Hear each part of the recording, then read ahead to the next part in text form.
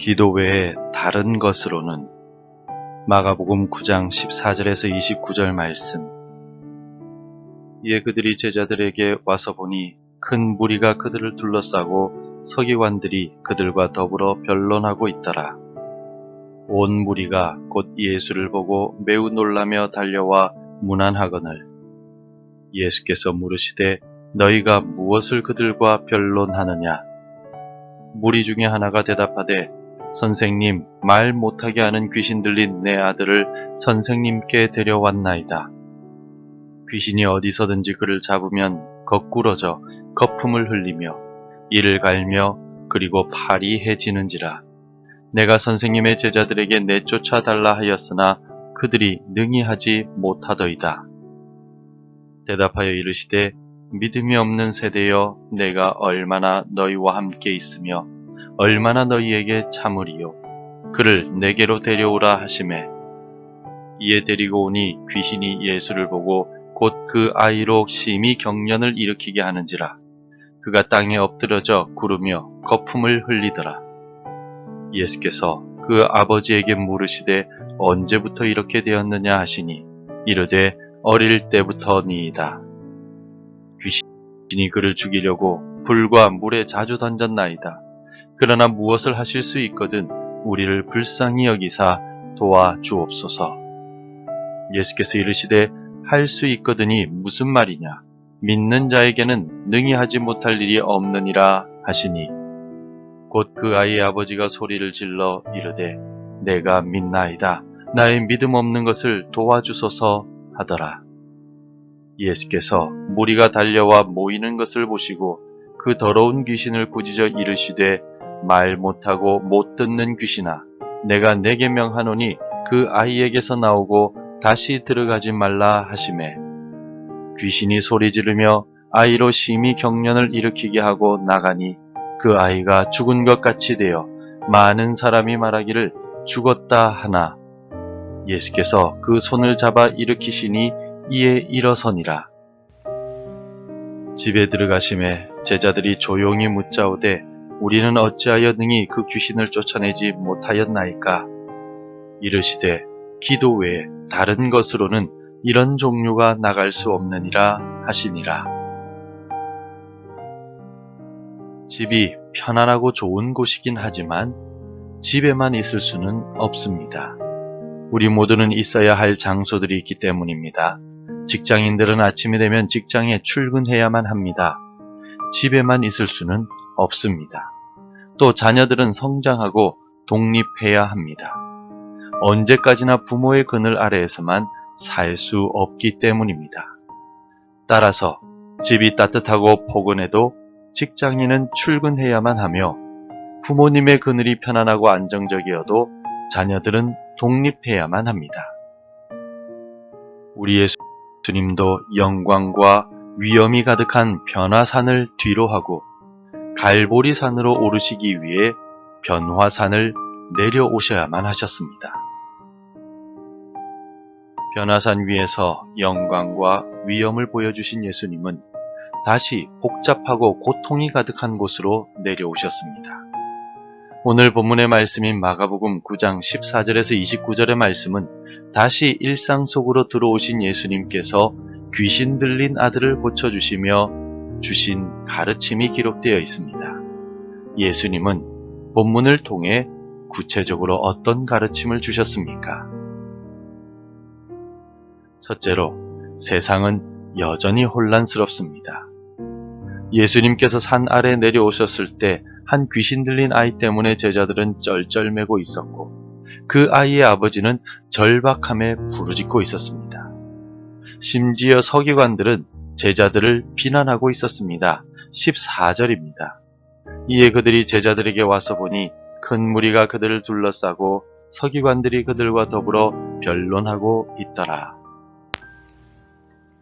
하늘의 거룩함과 영광과 평안이 충만하던 변화산 위와는 달리 세상은 여전히 혼란스럽고 복잡하며 소란스럽습니다. 아픔과 슬픔, 무기력함과 비난이 가득 차 있습니다. 자신의 주장만을 내세움으로 인하여 세상은 변론과 논쟁으로 가득 차 있습니다. 세상이 이와 같이 혼란스럽기 때문에 예수님은 변화산에 머무르실 수 없었습니다. 예수님은 반드시 세상 속으로 내려오셔야만 했으며 고통 속에 있는 자들을 살피셔야만 했습니다. 예수님이 인간의 몸으로 이 땅에 오신 이유도 죄악으로 혼란스럽고 영원한 멸망을 향해 가는 우리를 구원하셔야만 했기 때문입니다.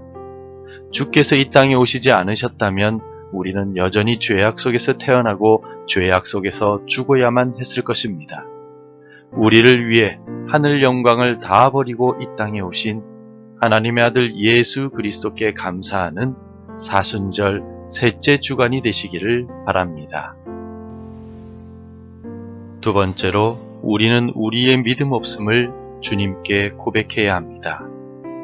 자신의 아이를 고치지 못하는 무기력한 제자들과 논쟁만을 일삼는 서기관들을 보면서 아이의 아버지는 아마도 절망했을 것입니다. 하지만 예수님을 보고서 달려왔습니다. 그리고 자신의 아들을 고쳐달라고 간청하지만 여전히 그의 믿음은 흔들리고 있었습니다.